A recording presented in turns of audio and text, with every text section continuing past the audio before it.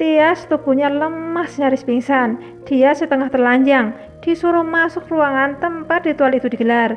Tias tidak sanggup lagi berdiri. Dia berjalan merangkak, merayap dengan susah payah. Gus Kolil berdiri tepat di belakang menatapnya dengan tatapan yang sangat dingin. Halo sahabat YouTuber, apa kabar? Semoga semua teman-teman apapun agamanya selalu dalam kelimpahan, keberkahan, dan kebaikan. Amin. Untuk kisah nyata kali ini adalah kejadian miris, keji dan horor dan sangat mengoyak hati yang terjadi di Solo pada tahun 2020. Oke sahabat, simak baik-baik ya agar kejadian serupa tidak menimpa kita semua. Pria ini namanya Ahmad Mukhailil Khairi atau biasa disebut dengan Gus Kolil, umurnya 57 tahun. Dia warga desa Gilingan, Kecamatan Banjarsari, Surakarta. Lahir di Lamongan pada tanggal 26 September 1964. Tapi justru dia ngekos di Kelurahan Joglo, Kecamatan Banjarsari, Surakarta, tidak terlalu jauh dari rumahnya. Awalnya Gus Kolil ini bekerja apapun asal dapat uang di terminal Tirtonadi di Solo. Saat kerja di terminal itulah Gus Kolil berkenalan dengan Pak Sunarno, seorang pria berumur 49 tahun asal Tangerang, Banten. Perkenalan itu membuat Gus Kolil dan Sunarno terlibat urusan bisnis bersama. Makin lama hubungan bisnis dan pertemanan yang dibangun keduanya membuat dua orang ini makin akrab dan dekat selayaknya saudara. Apalagi Gus Kolil ini sering ngomong ke Sunarno kalau banyak sekali calon-calon bupati, caleg-caleg, cakades-cakades yang sekarang sudah menjabat dulu-dulunya pada datang pada Gus Kolil minta tolong didoain agar berhasil kepilih. Hal itu bikin Sunarno makin yakin kalau Gus Kolil memang bukan orang sembarangan, orang linuwih.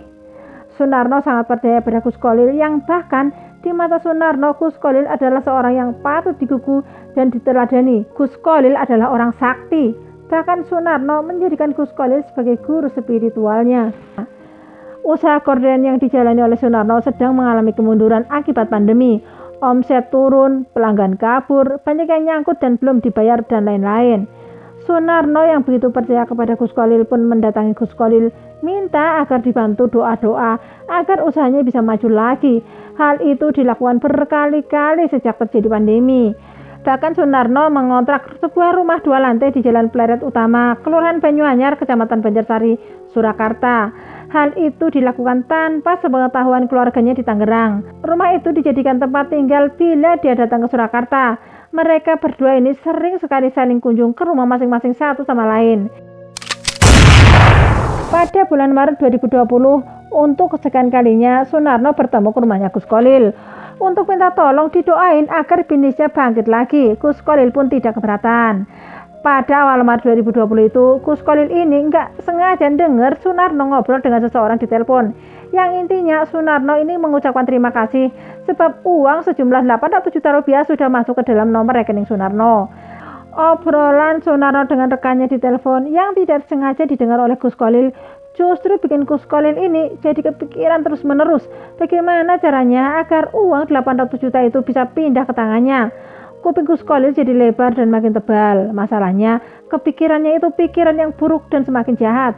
Apalagi selama ini kan Sunarno ini sangat percaya dan nurut manut segala omongan dan perintah si Gus Kolil ini. Lalu di akhir Maret 2020 lagi-lagi mereka berdua ketemuan.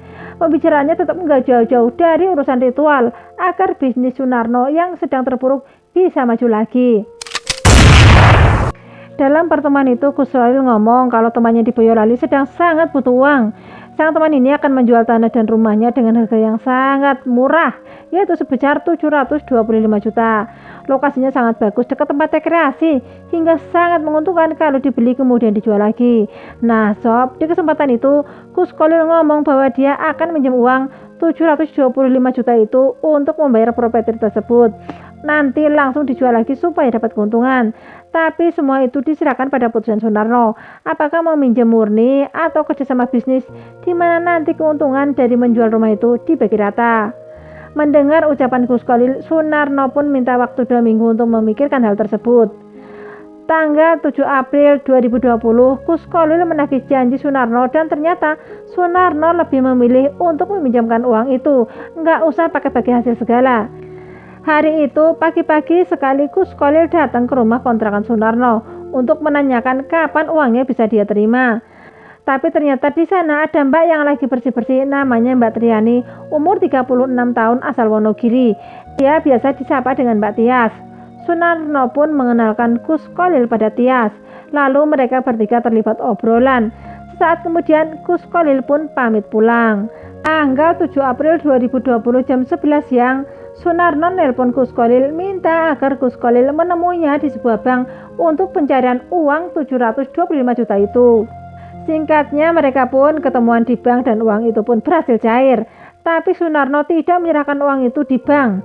Mereka berdua justru membawa uang itu pulang ke rumah Gus Kolil di Banjarsari, Joglo, Surakarta. Sunarno yang sangat percaya pada Gus Kolil menyerahkan uang sebanyak itu begitu saja, tanpa saksi, tanpa tanda tangan, tanpa tanda terima, dan tanpa bukti apapun di rumah kosnya Gus Kolil tersebut. Setelah Sunarno dan Gus Kolil berpisah di hari itu, Gus Kolil pun mulai kesambet setan yang serakah. Melihat uang sebanyak itu, Gus Kolil lupa diri. Dia ingin uang itu jadi milik dia tanpa ada embel-embel utang. Tapi caranya dia harus menghapus pemilik uang itu dari dunia ini. Jadi saat itu Gus Kolil ini dibantu jin ibrit mikir cara yang tepat agar bisa menghilangkan Sunarno tanpa jejak kesengajaan. Kalau misalkan dipukul, Sunarno pasti ngelawan. Jadi jalan satu-satunya adalah dengan diracun. Gus Kolil pun mampir ke pasar Depok, Surakarta untuk membeli racun tikus sebanyak 2 bungkus seharga 10.000. Sesampainya di rumah, Gus Kolil mengganti kemasan racun tikus itu ke sebuah plastik kecil agar tidak ada yang tahu kalau dia membawa racun. Besoknya tanggal 8 April jam 11 siang, Gus Kolil datang ke rumah kontrakan Sunarno lagi. Kali ini untuk menggelar ritual dan doa-doa agar bisnis Sunarno berhasil jalan dan pelanggan-pelanggannya pada balik lagi. Pas sampai di rumah kontrakan itu, Gus Kolil ini minta agar ada sajadah baru sebagai persyaratan ritual. Selain itu juga ada beberapa macam buah-buahan, madu, gula, dan sirup. Saat itu juga Sunarno dan Tias langsung pergi membeli barang-barangnya diminta sebagai syarat ritual oleh Gus Kolil. Tanggal 8 April jam 3 sore, ritual pun mulai digelar di sebuah ruangan lantai 2 kontrakan itu. Jadi seperti yang sudah sering mereka lakukan, Sunarno wiritan baca ribuan kali doa-doa sesuai perintah Gus Kolil. Sedangkan Kolilnya sendiri cuma duduk ngeliatin. Pas jam 6 sore, Gus Kolil ini keluar ruangan menemui Tias dan minta agar Tias bikin jus buah yang tadi dibelinya. Belum selesai ngejus, tiba-tiba Gus Kolil datang dan ngincipin jus di sana, serta minta ditambahin gula dan bubuk berwarna merah muda pada jus tersebut. Jadi saat Tias lagi sibuk ngambil gula, Gus Kolil ini menuangkan jus 1 gelas dan disembunyiin. Tias pun menambahkan gula dan bubuk warna merah muda, kemudian memblendernya lagi bersama jus buah. Lalu jus itu dibagi menjadi 3 gelas. Gus Kolil menyuruh Tias agar membawa 2 gelas itu ke ruangan tempat ritual berlangsung. Saat Tias naik membawa 2 gelas jus, Gus Kolil membawa jus beracun itu dan membuangnya di wastafel lalu menyiramnya. Sebagai gantinya, Gus Kolil membawa segelas jus yang tadi disimpannya naik dan masuk kamar untuk melanjutkan ritual lagi. Sementara jus yang dibawa Tias, 1 diberikan ke Sunarno, 1 lagi dipegang oleh Tias. Gus Kolil berpesan kalau minumnya nanti nunggu apa-apa dari Gus Kolil. Setelah Sunarno melakukan sholat, Gus Kolil meminta pada Sunarno agar meminum jusnya sampai habis. Dan perintah itu pun langsung dituruti oleh Sunarno. Setelah minum, Sunarno pun kembali melakukan ritual. Tapi badan mulai terasa tidak enak. Keringat membanjir dan badan gemetaran serta panas, serasa terbakar, lemas dan mulai kejang hebat. Sunarno pun teriak-teriak memanggil Gus Kolil sambil melepas semua pakaian hingga tersisa celana dalam saja. Gus Kolil dengar namanya dipanggil-panggil, tapi Gus Kolil cuek. Sebenarnya saat Sunarno meminum jus sampai habis, Gus Kolil langsung meminta Tias untuk meminum jusnya. Tias pun meminum jus tersebut bersama Kolil. Punya Kolil jelas jus yang sudah diganti dengan yang gak ada racunnya. Hanya dalam hitungan menit, racun itu pun bereaksi dalam tubuh Tias. Tias yang merasa kepanasan lalu membuka pakaiannya. Tias yang nyaris pingsan disuruh masuk ke dalam ruangan tempat ritual digelar. Karena sangat lemas, Tias masuk dengan cara merangkak, dengan cara merayap. Gus Kolil melihatnya dengan tatapan dingin, tepat di belakang tubuh Tias yang lemas merangkak. Sesampainya di dalam ruangan, Tias kondisinya persis seperti Sunarno, gemeteran, kejang-kejang dan kepanasan, dan mulut mengeluarkan bus yang sangat banyak. Tidak berapa lama kemudian, mereka berdua pun diam tidak bergerak lagi. Setelah tubuh Sunarno dan Tias betul-betul diam tidak bergerak, Gus Kolil membuka seluruh pakaian kedua orang itu sampai mereka benar-benar telanjang bulat. Lalu Gus Kolil menempelkan tubuh kedua orang itu. Hal itu dilakukan oleh Gus Kolil agar kedua orang ini terkesan meninggal setelah berhubungan dewasa. Gus Kolil lantas menutup pintu, mengambil tas hitam milik Sunarno yang berisi uang, dan dia pun pergi meninggalkan rumah kontrakan itu dengan berjalan kaki. Tapi Gus Kolil ini merasa kalau jalan kaki terlalu lama dan capek. Lalu dia memutuskan untuk balik lagi ke TKP dan mengambil sepeda motor milik Tias. Saat Gus Kolil menaiki sepeda ini secara terburu-buru, ada seseorang yang melihatnya. Bahkan di jalan sekitar rumah itu ada beberapa orang lagi yang melihatnya, bahkan mengenalinya. Kakak kandung Tias yang merasa aneh sebab sudah malam Tias belum pulang pun berinisiatif menyusul ke rumah kontrakan Sunarno tempat Tias bekerja selama 2 hari belakangan ini. Sampainya di rumah kontrakan itu, kakaknya Tias ini memanggil-manggil Tias dan menggedor-gedor pintu rumah, tapi tidak ada jawaban. Lalu dia pun membuka paksa pintu itu, dan dilihatnya sang adik sudah merenggang nyawa dalam keadaan tidak berbusana dengan Sunarno. Sang kakak ini pun lantas memanggil warga sekitar. Lalu Gus Kolil yang sudah sampai di rumahnya di daerah Joglo kepikiran terus kalau Tias sama Sunarno ini hanya pingsan dan bukan tewas, pun memutuskan untuk balik lagi ke TKP. Tapi saat dia sampai di lokasi, ternyata di sana sudah banyak sekali orang-orang berkerumun di rumah itu. Gus Kolil pun langsung putar balik saat itu juga. Nah, saat dia putar balik itulah seseorang yang tadi melihat dia keluar rumah dengan buru-buru langsung meneriakannya dengan maling, maling. Kolil langsung ngebut dan balik ke rumahnya. Kematian Tias dan Sunarno yang sangat tidak wajar itu pun membuat gempar warga sekitar. Akhirnya warga melaporkan kejadian itu pada polisi.